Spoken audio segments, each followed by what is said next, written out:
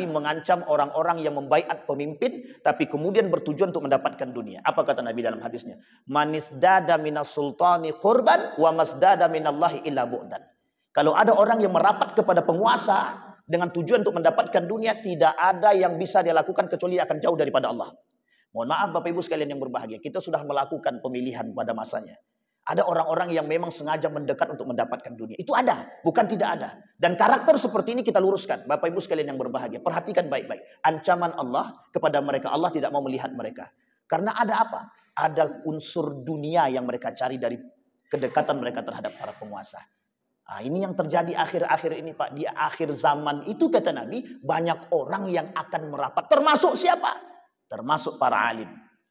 Termasuk para alim. Itu lisannya Nabi. Kata Nabi, banyak nanti orang-orang yang mendekat kepada penguasa. Tujuannya cuma satu, untuk mengharapkan dunia, bukan yang lain.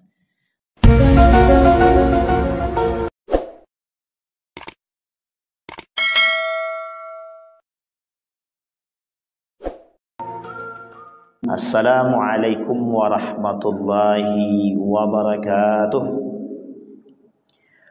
Alhamdulillahi rabbil alamin. Alhamdulillahilladzi an'ama bi ni'matil iman wal islam bihima tatimmus salihat. Asyhadu an la ilaha illallah wahdahu la syarika lah wa asyhadu anna Muhammadan abduhu wa rasuluh la nabiyya ba'd. Allahumma salli wa sallim wa barik ala hadzal nabiyil karim. Allahumma salli ala Muhammad wa ala ali Muhammad fil alamin innaka Hamidum Majid. Ya ayyuhan nasu taqu rabbakumul ladzi khalaqakum min nafsin wahidah wa khalaqa minha zawjaha wa batha minhuma rijalan katsiran wa nisaa'a wattaqullaha alladzi tasaaluna bihi wal arham innallaha kana 'alaikum raqiba. Wa qala Allah ta'ala ya ayyuhalladzina amanu taqullaha wa qulu qawlan sadida yuslih lakum a'malakum wa yaghfir lakum dhunubakum wa may yuti'illaha wa rasulahu faqad faza fawzan 'azima. Puji syukur kehadirat Allah dengan mengucapkan alhamdulillah rabbil alamin. Bersalawat kepada Nabi dengan mengucapkan Allahumma salli ala Muhammad wa ala ali Muhammad fil alamin innaka Hamidum Majid.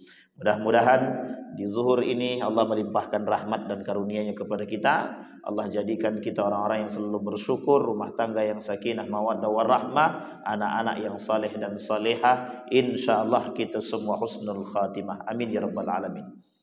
Wa qala Nabi sallallahu alaihi wasallam, fa inna dima'akum wa amwalakum wa a'radakum 'alaikum haramun ka hurmati yaumikum hadza wa fi syahrikum hadza wa fi biladikum hadza. Shadaqallah.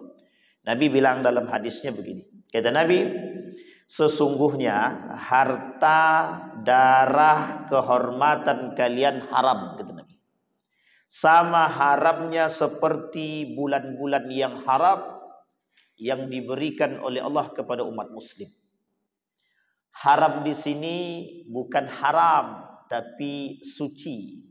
Dia ada kalimat haram, ada kalimat haram. Kalau kalimat haram berarti suci.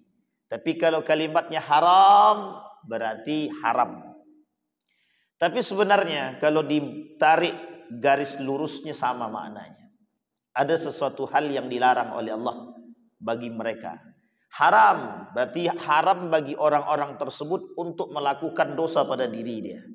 Bagian daripada itu orang yang diharamkan untuk melakukan maksiat, kemungkaran terhadap diri dia, berarti mereka terbagi daripada kesucian. Artinya ada kesinambungan, ada dua makna. Allah berkata di dalam Al-Quran, kata Allah di dalam Al-Quran, jangan kalian membunuh dan wala yaznun, dan jangan berzinah, katanya. Wa may yaf'al dzalika yalqa athama. Kalau ada orang-orang yang membunuh sesama muslim, kemudian ada orang-orang yang melakukan mencela sesama muslim, pada hakikatnya yalqa athama, mereka mendapatkan dosa. Nah, Bapak Ibu sekalian yang berbahagia, di zuhur ini kita menyambung sedikit daripada yang kemarin sudah kita sampaikan, dari nomor 1 sampai nomor 6 sudah kita selesaikan. Sekarang kita masuk pada nomor 7 sampai ke nomor yang terakhir, nomor 9. Kata Nabi dalam 4 hadisnya ada 9 golongan.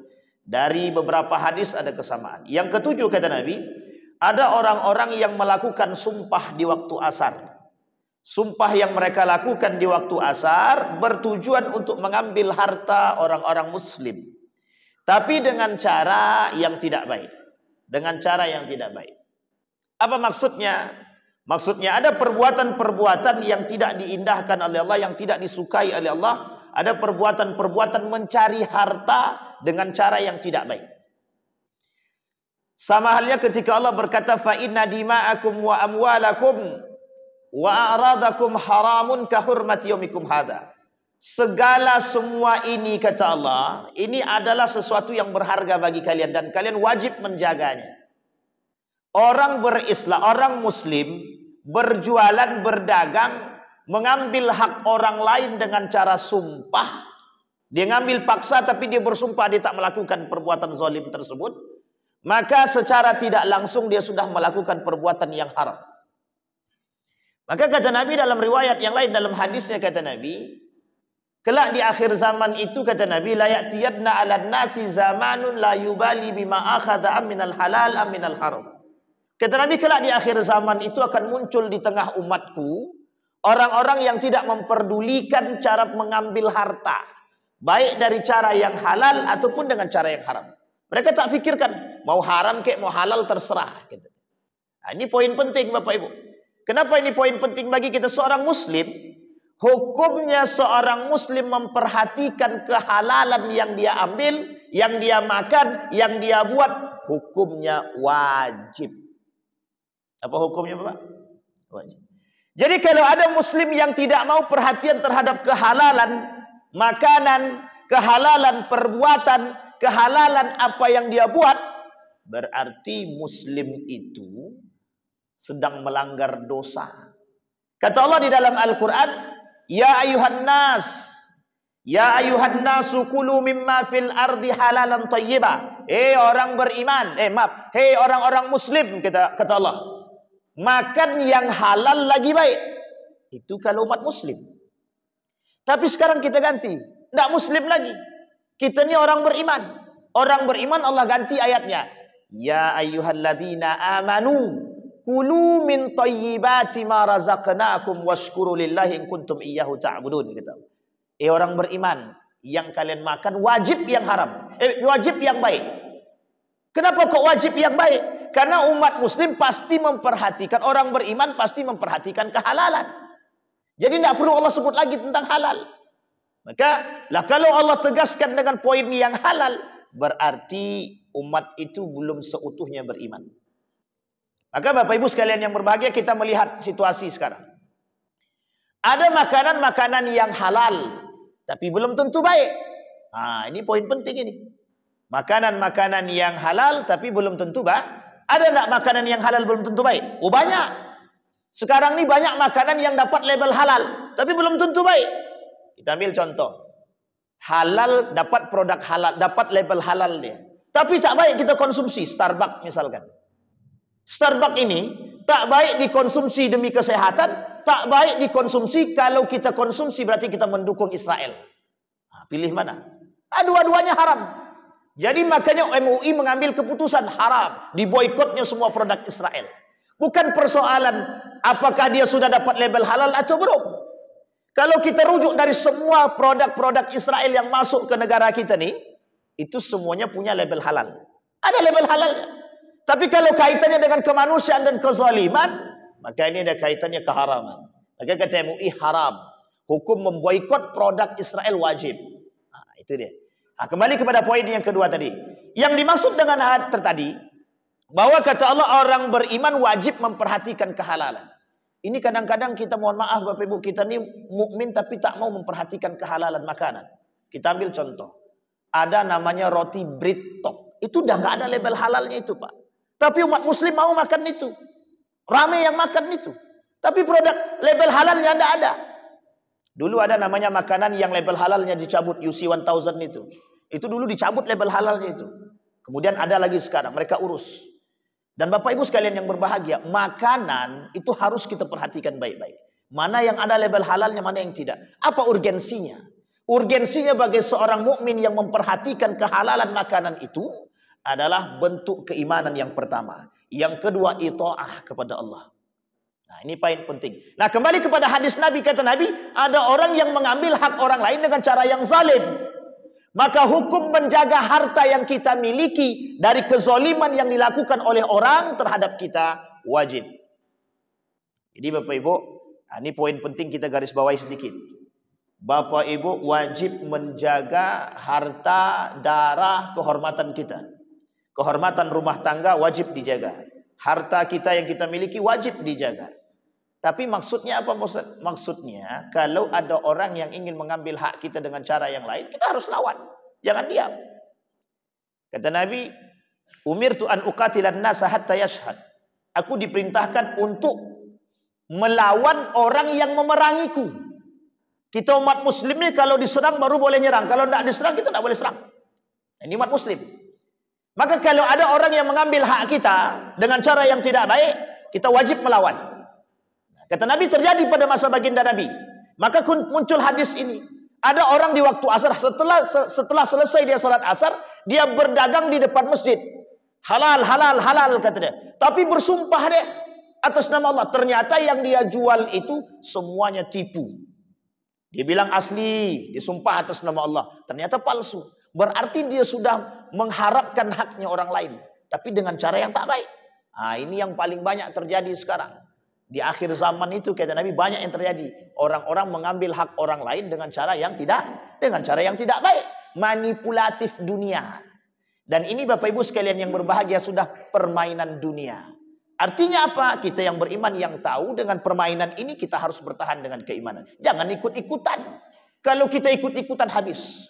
Kata Ustaz Mustafa Umar begini dalam diskusinya. Beberapa waktu yang lalu saya berdiskusi dengan beliau. Apa saya bilang sama beliau? Ustaz, sekarang ini banyak orang yang apatis terhadap agama. Beliau cuma jawab sederhana. Kita jadi yang paling sedikit yang tidak apatis.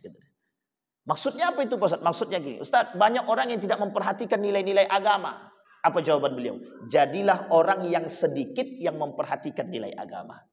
Kita yang sedikit ini yang memperhatikan nilai-nilai agama. Karena di tengah banyaknya umat muslim bukan mukmin. Saya tak berbicara mukminnya, tapi saya berbicara muslim. Seorang pengamat dari Inggris, peneliti dari Inggris dia kata, di Indonesia itu muslimnya banyak, tapi mukminnya sedikit. Tapi ketika dia kembali ke Inggris, apa kata dia? Kami melihat Islam, tapi kami tidak melihat muslim, kata dia. Tapi ketika saya ke Indonesia, I see Muslim but I don't see Islam. Tapi ketika kami ke Inggris, I see Islam but I don't see Muslim. Saya melihat umat Muslim, tidak melihat umat Muslim di Inggris. Tapi saya melihat Islam. Artinya apa? Nilai-nilai keislaman. Maka Ibnu Abbas begitu kata Nabi. Kuntu khalfan Nabi SAW. Ya gulam kata Nabi. Ihfazillaha yahfazka. Ihfazillaha tajid tujahak kata dia. Hei gulam. Hei anak muda kata Allah kata Nabi kepada Ibnu Abbas, jagalah olehmu nilai agama, niscaya Allah akan menjagamu. Jagalah olehmu nilai agama, apa yang kau minta aku beri. Jadi sebenarnya tidak ada celah bagi kita sebenarnya untuk melakukan perbuatan kezoliman terhadap orang lain, apalagi mengambil hak orang, harta orang dengan cara yang tidak baik. Itu yang ketujuh. Kemudian yang kedelapan. Orang yang mempunyai kelebihan air di padang pasir, namun mencegahnya dari orang yang membutuhkannya. Ini kita rangkum. Sekarang di Riau tidak ada padang pasir. Tapi lebih tepatnya dua. Ada orang yang membutuhkan bantuan, tapi manusia tidak mau memberikan bantuannya. Nah, ini yang kedua, ada orang yang membutuhkan bantuan, tapi kita ragu mau beri dia bantuan. Nah, ini poin penting nih Pak. Sekarang kita banyak temukan, bang, tolong bang. Nah, ini penyakit juga sebenarnya, penyakit. Ini kenapa pasal muncul dilarang pengemis itu? Dulu Bapak Ibu, tahun waktu saya di Yogyakarta itu kami melakukan penelitian. Kami mengikuti ada orang-orang yang ngemis. Kita ikutin nih Pak. Setelah kita ikuti ternyata ada gembong pengemis. Jadi dia sengaja tuh dipanggilnya anak-anak untuk ngemis. Nanti hasil ngemisnya itu dikumpulin tuh. Setelah dikumpulkan, ternyata yang punya ini, yang megang anak-anak ini, rumahnya tingkat 3, mobilnya 5, bagus-bagus semua. Akhirnya kita buatlah laporan. Kemudian kita adukan, ternyata kemudian mereka ditangkap oleh dinas sosial, ketahuan, kemudian ditangkap. Ternyata apa, Pak? Banyak orang-orang yang memanfaatkan hal demikian. Banyak. Nah, yang sekarang terjadi ketika pengemis sudah tidak berkurang, mulai berkurang, mereka berjualan. Tapi jualannya dengan cara ngemis. Ini yang paling dibenci oleh Allah. Allah paling benci dengan orang yang mengadahkan tangan tanpa ada sebab. Badan bagus tapi dia mengemis, kata Allah, itu paling aku benci. Ini poin penting, Pak. Merubah tradisi dari mengemis tapi jualannya memaksa. Jualannya maksa, Pak tolong Pak, kalau Bapak tak beli kan. Nah, ini satu. Poin ini yang kita paham. Sehingga membuat orang ketika ingin membantu orang lain berpikir, Pak. Berpikir. Aku mau bantu si Anu itu. Tapi dia kadang menipu. Kadang dia begini, kadang dia begitu. Akhirnya orang tak mau membantu. Ternyata ketika dia terjepit benaran dalam terjepit, dia orang tak mau bantu. Kenapa? Karena ada unsur penipuan tadi. Nah, sekarang kita coba luruskan dalam pandangan baginda Nabi Muhammad SAW. Kata Nabi, kata para sahabat kepada, apa kata Nabi? Jangan pandang dia menipu atau tidak menipu. Kalau Anda mau bantu, bantu. Kalau Anda tidak mau bantu, selesai. Kenapa demikian? Karena kalau betul dia butuh bantuan dan kita tidak membantu, maka pertanggungjawabannya di akhirat. Toh kalau kita membantu dia ternyata dia menipu, itu urusan dia dengan Allah. Dan ini poin penting yang harus kita pahami. Sehingga kita tidak muncul sifat dan karakter apatis atau pragmatis terhadap masyarakat. Mohon maaf Bapak Ibu, kekurangan perhatian manusia umat muslim terhadap muslim yang lain hari ini berkurang sedikit demi sedikit. Setiap orang berpikir akan diri dia masing-masing. Sehingga mohon maaf, yang miskin kan dia, bukan aku. Yang penting anakku tidak miskin. Yang penting kami keluarga nggak miskin. Orang lain mau miskin silahkan. Ini karakter yang muncul di akhir zaman. Karakter yang muncul di akhir zaman. Yang terakhir Bapak Ibu, dari poin yang kelima. Orang yang membaiat pemimpin karena dunia. Apa kata Nabi dalam hadisnya? Ba'a rajulun imaman liyusiba minhud dunya. Ada orang yang membaiat seorang pemimpin tapi tujuannya dunia. Ini sebenarnya agak kasar, agak keras kalau disampaikan. Apa kata Nabi? Nabi mengancam orang-orang yang membaiat pemimpin tapi kemudian bertujuan untuk mendapatkan dunia. Apa kata Nabi dalam hadisnya? Manisdada minas sultani qurban wa masdada minallahi illa bu'dan.